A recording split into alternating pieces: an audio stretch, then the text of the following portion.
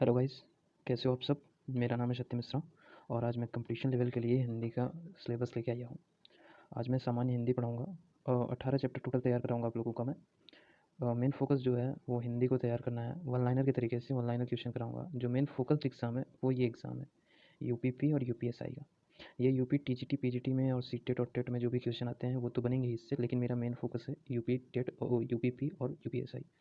तो हम शुरुआत करेंगे सामान्य हिंदी के लिए और जो भी त्रुटि होगी थोड़ा सा देख लीजिएगा। वन लाइनर के तरीके से पढ़ाएंगे हम और थोड़ा फास्ट चलेंगे। चैप्टर पहले समझा रहा हूँ, उसके बाद थोड़ा सा फास्ट चलेंगे वन लाइनर के तरीके से। ये बुक है आदित्य पब्लिकेशन की, हिंदी की बुक है। तो आप लोग चाहें तो इससे मार्केट में ले सकते हैं अगर तैयारी करना चाहते हैं तो। बाकी मैं इतना पढ़ा दूंगा कि पीडीएफ और वीडियो एक पर्याप्त होगा आप लोगों के लिए। चलिए तो शुरुआत करते हैं हम। पहला चैप्टर हिंदी वर्णमाला और विराम चिन्ह। ठीक है। वर्णमाला एक दृष्टि में, वर्णमाला में जो पार्ट होते हैं वो दो पार्ट होते हैं। पहला पार्ट होता है स्वर, दूसरा पार्ट होता है व्यंजन। तो स्वर होते हैं दो टाइप के, हस्व स्वर और दीर्घ स्वर। हस्व स्वर उन्हें बोलते हैं जो कि कम सांस के साथ में, कम हवा के साथ थोड़ा जल्दी निकले। दीर्घ उन्हें कहते हैं जो लंबी सांस के साथ में थोड़ा सा टाइम टेकिंग होते हैं। जैसे अ ई उ री, ये हस्व स्वर कहलाते हैं। और दीर्घ आ ई उ ए ओ औ, तो ये हो गए हमारे स्वर। अब आते हैं हम अपने व्यंजन पे। व्यंजन हमारे 5 टाइप के हैं। 5 टाइप के व्यंजन में है, पहला स्पर्श व्यंजन, अंतस्थ व्यंजन, ऊष्म व्यंजन, आगत व्यंजन और संयुक्त व्यंजन। ठीक है। तो अंतस्थ स्पर्श व्यंजन में क वर्ग से लेके प वर्ग तक आते हैं और ये दो अंग ढ, तो 25 + 2 27 ही होते हैं स्पर्श व्यंजन। स्पर्श व्यंजन कितने होते हैं? स्पर्श व्यंजन टोटल होते हैं 27। अंतस्थ व्यंजन होते हैं जो अंदर से आते हैं, मतलब जिनकी जो कि अंदर से ही निकलते हैं कंठ से। तो ये होते हैं 4, य र ल व। और इन दोनों को मिला के, इन दोनों का मिला हुआ रूप जो होता है वो होता है स्पर्श व्यंजन, ऊष्म व्यंजन, सॉरी ऊष्म व्यंजन होता है। स्पर्श व्यंजन प्लस अंतस्थ व्यंजन का जो रूप होता है वो क्या होता है? ऊष्म व्यंजन। इसमें 4 आते हैं, श ख स ह। ये कंठ से भी होते हैं और इसमें टंग और होंठ भी काम करते हैं। नेक्स्ट आते हैं आगत व्यंजन पे। आगत व्यंजन उन्हें कहते हैं जो कि विदेशी भाषा से लिए गए हैं। ठीक है। तो नेक्स्ट पे चलते हैं। ये दो होते हैं ज और फ, ये मूलतः अरबी से लिए गए हैं। संयुक्त व्यंजन में छ, त्र, ज्ञ और स्र आते हैं। छ, त्र, ये संयुक्त व्यंजन इसलिए कहा जाते हैं क्योंकि ये किन्हीं इन तीनों में से मिलकर किसी न किसी दो अक्षर बनते हैं। जैसे अगर मैं छ की बात करूँ तो ये जो मिलके बना होता है ये क और ख से खटकोण वाला जो ख होता है इससे ये मिलके बनाते हैं छ को। ठीक है, आप लोग इसको ध्यान दीजिएगा। तो टोटल वर्ण जो होते हैं हिंदी वर्णमाला में उनकी संख्या जो होती है वो 52 होती है। टोटल वर्ण 52 होते हैं। ये देखिए यहाँ पास नोट में लिखा हुआ है, ये उत्क्षिप्त ये दोनों, और ये ज और फ क्या होते हैं? विदेशी होते हैं। ठीक है। नेक्स्ट चलते हैं स्वरों का वर्गीकरण व उच्चारण स्थान। इसमें बताया गया है, इस पर अगर आप ध्यान दे दिए तो वन लाइनर के सारे क्वेश्चन आपसे काफ़ी फास्ट बनेंगे। तो इस पर थोड़ा ध्यान दीजिएगा। कंठ से निकलने वाले जो स्वर होते हैं वो कौन कौन से होते हैं? अ और आ और अंग आ।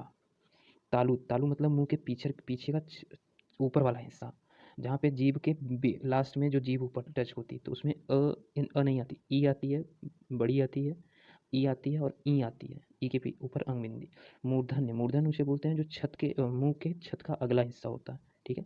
वहाँ से री ए ऐ ओ औ, वहाँ से निकलते हैं। कंठ तालु, कंठ ताला भी कहलाते हैं। होस्ट और कंठ कंठोस कहलाते हैं। तो मुंह के ऊपर में से री निकलता है, कंठ तालाब्य से ए ऐ निकलते हैं और कंठ होस्ट से ओ औ निकलते हैं। ये बड़ा इंपॉर्टेंट है, ध्यान देने वाली बात है। होस्ट से निकलते हैं वो जो होते हैं डायरेक्ट सिर्फ होस्ट से निकलते हैं, वो होते हैं ऊ और ऊ। ठीक है। नेक्स्ट चलते हैं हिंदी वर्णमाला का पूर्वावलोकन। एक क्वेश्चन बनाया हुआ है, जिन वर्णों का उच्चारण बिना किसी अवरोध व बिना किसी दूसरे वर्ण की सहायता से होता है उन्हें क्या कहते हैं? स्वर कहते हैं। जिनका किसी भी चीज़ को जिन सहारा नहीं लिया जाता उन्हें स्वर कहते हैं, जो स्वयं पे डिपेंड होते हैं। जिन स्वरों के उच्चारण में कम समय लगता है उन्हें क्या कहते हैं? हस्व स्वर। ये मैं अभी पहले ऊपर बताया था। जिन स्वरों के उच्चारण में हस्व स्वरों से अधिक समय लगता है उन्हें क्या कहते हैं? दीर्घ स्वर। हस्व स्वर कौन कौन से हैं? अ ई उ री 4, और मूल स्वर कौन से हैं? अ ई उ री 4। दीर्घ स्वर कौन से हैं? अ ई उ ए ऐ ओ औ। कितने हैं? ये हो गए 2, 2 4, 2 6 7, ये हो गए 7। मतलब स्वरों की संख्या कितनी है? 11। और टोटल वर्णों की संख्या कितनी है? 52। ठीक है। नेक्स्ट पे आते हैं आगत स्वर। आगत स्वर में कौन सा आता है? आ आते हैं। अग्र स्वर में आते हैं ई ए ऐ। मध्य स्वर में आते हैं अ। पश्च स्वर में आता है आ उ ओ औ आ। समृद्ध स्वर में आते हैं ई और ऊ, बड़ी दोनों। अर्ध समृद्ध में आते हैं ई और ऊ, छोटे दोनों। विवृत में आते हैं आ ए औ। नेक्स्ट चलते हैं अर्धविवृत जो है, अर्धविवृत में है ए ओ आ। ठीक है। इस व्यंजनों की संख्या कितनी है? 41। कितने व्यंजन है टोटल? 41। 11 स्वर प्लस 41 व्यंजन, टोटल 52 वर्ड। ठीक है, ये ध्यान दीजिएगा। नेक्स्ट चलते हैं स्पर्श व्यंजनों की संख्या कितनी है? स्पर्श व्यंजन टोटल कितने हैं? 25 प्लस 2 27, है ना। और अंतस्थ व्यंजनों की संख्या है 4, उष्म व्यंजनों की संख्या है 4। नेक्स्ट चलते हैं। अब हम बात करते हैं व्यंजनों का वर्गीकरण व उच्चारण स्थान। व्यंजनों का वर्गीकरण कंठ से कौन कौन से बोले जाते हैं? क ख ग घ अंगा, मतलब क वर्ण जो बोले जाते हैं वो कंठ से होते हैं। तालव्य से जो मुंह के छत का पिछला हिस्सा होता है उसे तालव्य कहते हैं, वो च छ ज ज झ ञ। मूर्धन्य से मुंह के आगे से जीभ टंग के ऊपर छत का अगला हिस्सा, तो वो होते हैं ट ठ ड ढ ढ अणा।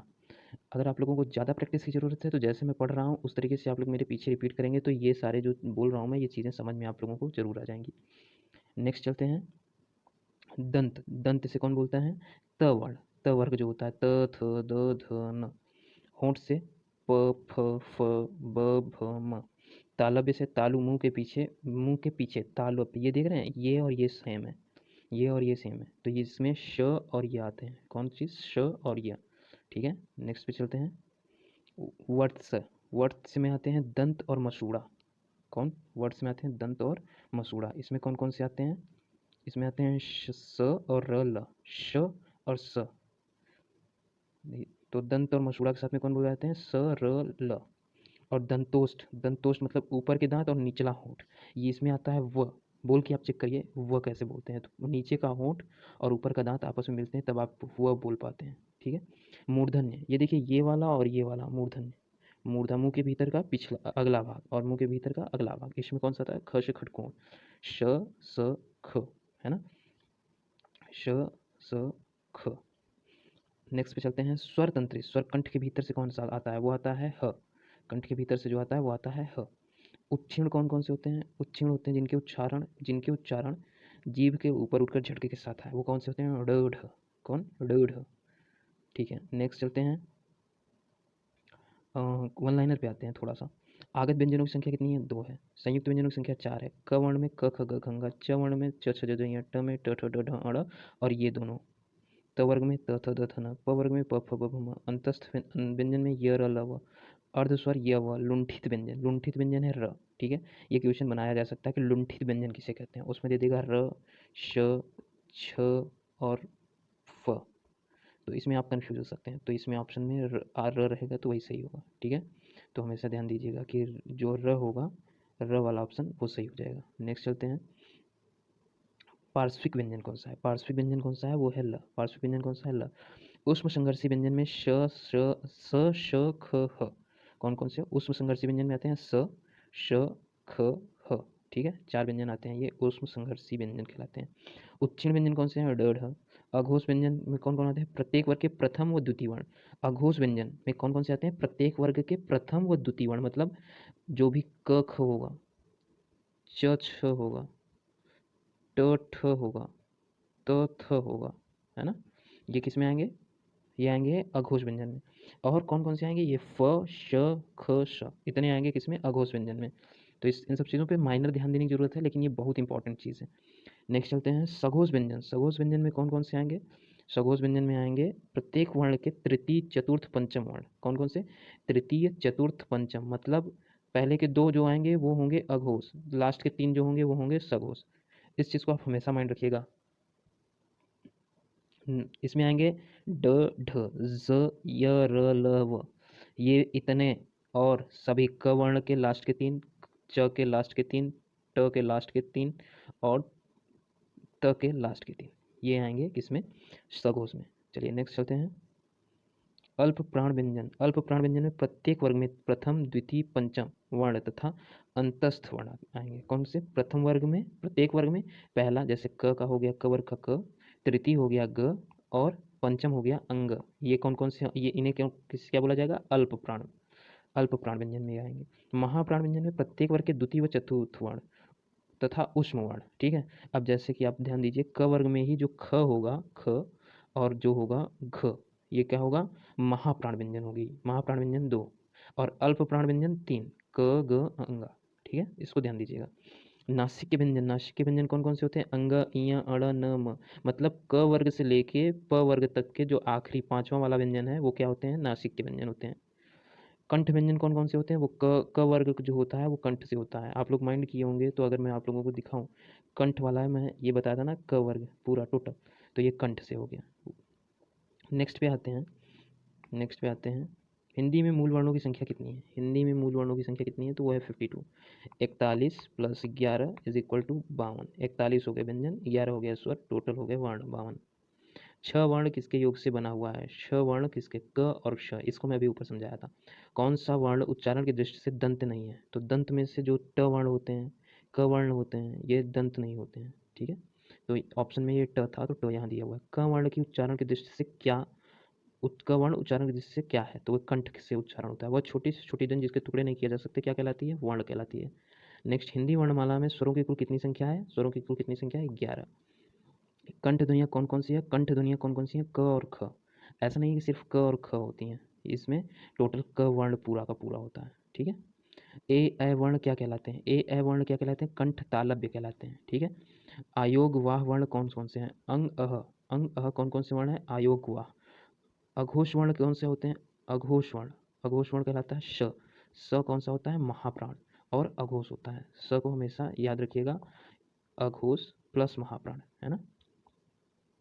हिंदी की श ध्वनि है तालव्य, अघोष महाप्राण, अघोष महाप्राण। ये देखिए श, स और ख, ये 3 वर्ण हैं जो कि अघोष और महाप्राण है। ठीक है, ध्यान दीजिएगा। य र ल व, य र ल व किस प्रकार के व्यंजन है, ये अंतस्थ व्यंजन है। तालव्य व्यंजन कौन से हैं, च छ ज झ य श और य। ठीक, मूर्धन्य व्यंजन है ट ठ ड ढ अण ढ और श। कौन से, ढ और स। दंत व्यंजन है त से लेकर न तक, त थ द ध न। ओष्ठ व्यंजन है प वर्ग, प फ ब भ व, प फ ब भ म और ये फ। दंतोष व्यंजन है व। स्वर तंत्री व्यंजन है ह। दंतोष का मतलब समझाया था ना, नीचे का होंठ और ऊपर का दांत। वह बोल के आप चेक करिए, आपका होंठ और दांत जैसे रिएक्शन करते हैं आप समझ जाएंगे दंतोष्ठ। मैं कोशिश करूंगा कि सब आपको बढ़िया से समझाऊं, लेकिन आप लोगों को भी प्रैक्टिकल अगर समझना है हमेशा के लिए, तो साथ साथ में उसको प्रैक्टिकल करते रहिए, बोलते रहिए। क्योंकि वन लाइनर में आपको करना नहीं है, फिर समझना नहीं है, फिर आपको देख के जवाब देना है।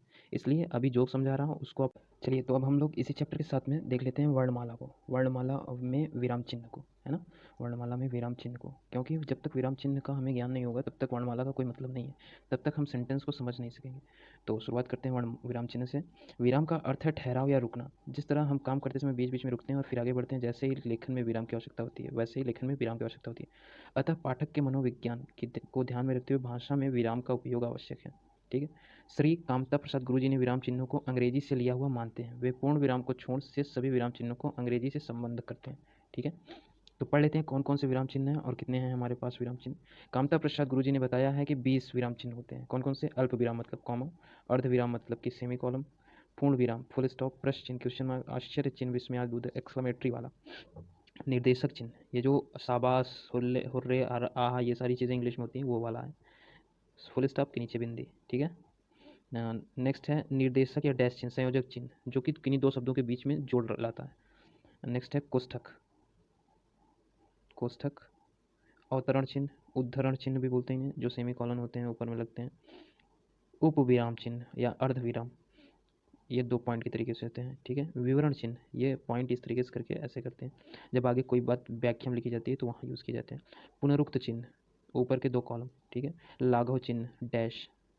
नेक्स्ट, लोप चिन्ह, पाद लोप चिन्ह के बाद में आता है पाद चिन्ह, दीर्घ उच्चारण चिन्ह, जब किसी भी शब्द को लंबा ऐसे खींचना होता है, जैसे कि ओ या, तो वहाँ पास ऐसे ऐसे ऐसे बना नहीं होता उस तरीके से, कभी आप गाने के लिरिक्स में देखा करते होंगे। नेक्स्ट, दीर्घ उच्चारण चिन्ह हो गया पाद बिंदु, ये भाग के तरीके से। हंस पद मतलब जहाँ गलती हो जाती है वहाँ ऐसे लगा के फिर ऊपर लिख देते हैं। टीका सूचक इस तरीके से होते हैं। नेक्स्ट, तुलनात्मक सूचक मतलब बराबर का चिन्ह। समाप्ति सूचक मतलब डैश, 0 कदम।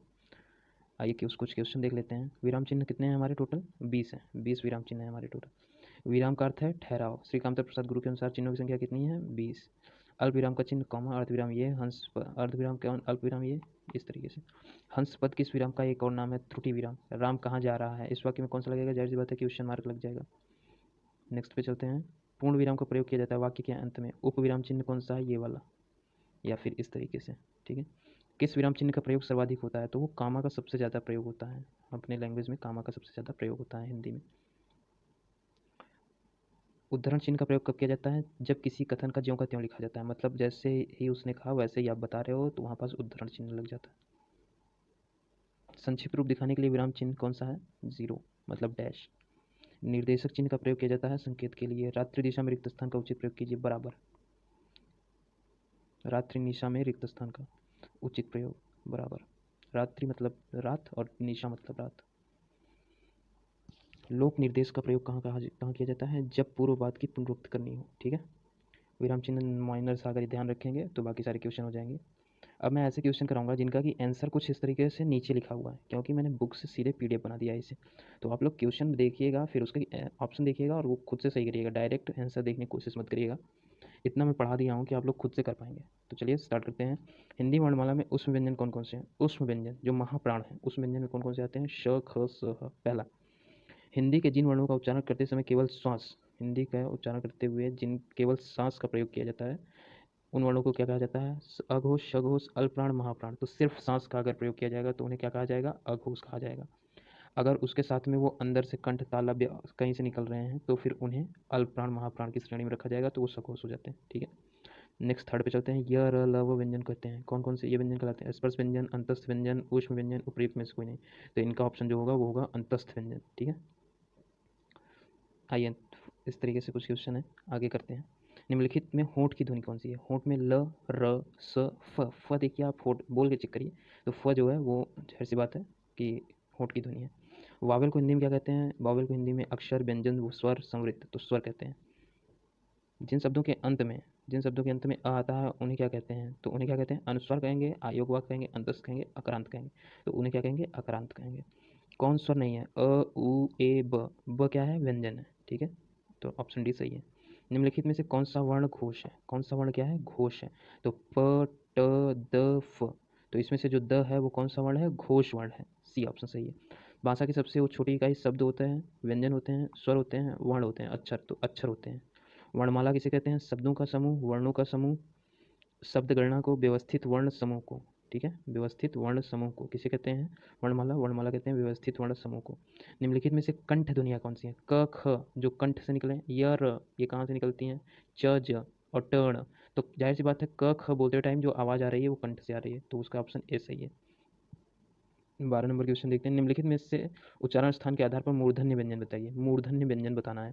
तो ग, घ ये कंठ हो जाएंगे, ज, झ हो जाएगा आप पीछे जीभ के पीछे ऊपर तालू में। जो सी है ड, ढ वाला है वो क्या हो जाएगा? ऊपर मूर्धन्य वाला। और प, फ होस्ट व्यंजन हो जाएंगे। तो ऑप्शन सी क्या है? वो सही है। 13 वाला देखते हैं। 13 क्वेश्चन है। निम्नलिखित में से अल्प प्राण कौन से हैं? अल्प प्राण किसे कहा जाता है? जो कि जल्दी से निकल जाए। तो अ, आ, क, ग, त, थ, ध, फ और भ। तो ये जो अल्प प्राण होते हैं, वर्ण का पहला अक्षर ग और अंगा, ये अल्प प्राण होते हैं। और जो दो होते हैं ख और घ, इन्हें महाप्राण कहते हैं। याद आया आपको? अभी मैं पढ़ाया था आगे। तो ऑप्शन बी जो है वो सही है। निम्नलिखित शब्दों में से नवीन विकसित ध्वनियाँ कौन सी हैं? नवीन विकसित ध्वनियाँ कौन सी हैं? ख और ग, जिनके नीचे में बिंदी आए किसी भी, वो जाहिर सी बात है कि वो हिंदी की नहीं है, किसी और हैं। तो नवीन ध्वनियाँ कौन सी हैं? वो यही हैं। 15 क्वेश्चन करते हैं। निम्नलिखित में से कौन सा घोष वर्ण है? कौन सा घोष वर्ण है? घोष वर्ण है। तो ख, च, म, छ। तो म जो है वो घोष वर्ण है। निम्नलिखित में से एक वर्ण व्यंजन नहीं है। एक वर्ण व्यंजन नहीं है। कौन सा वर्ण व्यंजन नहीं है? तो वो उ, ख, र, य। तो वर्ण व्यंजन नहीं है तो वो जाहिर सी बात है उ स्वर है। 17 क्वेश्चन देखते हैं। निम्नलिखित में से कौन सी ध्वनि होस्ट की नहीं है? तो प वर्ण जो होते हैं, प वर्ण में जितने आएंगे वो होठ के होंगे। तो ये भी नहीं है, ये भी नहीं है, ये भी नहीं है, ये वाली जो है वो होठ की नहीं है। ये तीन के तीनों होठ वाले हैं। तो option D is right. Hindi भाषा में मूलतः वर्णों की संख्या कितनी मानी गई है? तो जाहिर सी बात है अभी मैं बताया हूँ 41 + 11 = 52। ये हैं व्यंजन, ये हैं स्वर, ये हुआ वर्णमाला। Option C is right. निम्नलिखित में से नासिक के व्यंजन कौन से हैं? नासिक के व्यंजन कौन सा है? वो है इया। नासिक में आते हैं वर्ण के सारे वर्गों के 5वें व्यंजन, मतलब अंगा, इया, अड़ा, न और म। ये क्या होते हैं? अंगा, इया, ण, न, म, ये होते हैं नासिक के व्यंजन। ए वर्ण क्या कहलाते हैं? ए वर्ण क्या कहलाते हैं? वे कहलाते हैं कंठ तालव्य। ए कंठ तालव्य कहलाते हैं। निम्नलिखित में से किसे हिंदी की मानक वर्णमाला में स्थान नहीं दिया गया? तो वो ये री आती है, क्री आती है, अंग आता है, लेकिन ये श्री जो है वो स्र और ई से मिलकर बना हुआ है। तो ये दो वर्णों के मेल से बना हुआ है, तो ये वर्णमाला में नहीं आता है। तो ऑप्शन सी इज राइट। निम्नलिखित शब्दों में से किस शब्द को हिंदुत्व व्यंजन निम्नलिखित शब्दों में से किस शब्द के द्वित्व व्यंजन होते हैं? द्वित्व व्यंजन है। द्वित्व व्यंजन होते हैं जब किसी भी एक व्यंजन का दो बार यूज़ किया गया हो, एक आधा एक पूरा। तो यहाँ इसमें किसी भी शब्द में वो दो वही एक ही वर्ण व्यंजन वर्ण का दो बार प्रयोग सिर्फ इसमें किया गया, तो option C is right. 23 question, स ख श ह कौन से व्यंजन कहलाते हैं? ये कौन से व्यंजन कहलाते हैं? ऊष्म संघर्षी व्यंजन कहलाते हैं। छ ध्वनि किस स्वर के अंतर्गत आती है? छ ध्वनि किसके अंतर में आती है? संयुक्त वर्ण आते हैं। कैसे? क और ख का मेल है ये, तो ये संयुक्त वर्ण होते हैं। नेक्स्ट, हिंदी शब्दकोश में छ का क्रम किस वर्ण के बाद में आता है? तो छ किसके बाद में आता है? वो आता है क के बाद में। किसके बाद में? क के बाद में। कैसे? क और ख आते हैं, तो क पहले आवाज़ आती है ना, इस ऐसा तो नहीं है कि छ से मिलकर बना है, त्र से ज्ञ से, तो क वर्ण के बाद में आते हैं। ठीक है, अभी तक जैसा कि मैं आप लोगों को 25 क्वेश्चन करा दिया हूँ, 25 के करीब में, और नेक्स्ट 140 प्लस क्वेश्चन है, जिन्हें मैं नेक्स्ट वीडियो में कराऊंगा। एक वीडियो में कराऊंगा तो वीडियो काफ़ी लंबा हो जाएगा, तो कोशिश करिएगा इसके बाद में जो दूसरा वाला वीडियो मैं लेके आऊँगा उसमें वन लाइनर क्वेश्चन ही डायरेक्ट इसी तरीके से होंगे। जैसे 25 क्वेश्चन थे उसी तरीके से मैं 26 ही पूरा पीडीएफ इस तरीके से पूरा पीडीएफ है, इसी को मैं कंप्लीट कराऊंगा। ठीक है, तो कोशिश ये करिएगा कि आप लोग पहला वीडियो अच्छे से देख लीजिए, जैसे सेकंड वाला वीडियो करते टाइम आप लोगों को ज़रा भी हेजिटेशन ना हो और काम थोड़ा सा फास्ट चल जाए। प्लीज़ वीडियो को अगर अच्छा लगे तो लाइक शेयर सब्सक्राइब करिएगा चैनल को, और अपने दोस्तों में शेयर करिएगा जिन्हें जेन्युइन ज़रूरत है हिंदी की और वो आगे सिर्फ फोकस्ड हैं पेपर के लिए।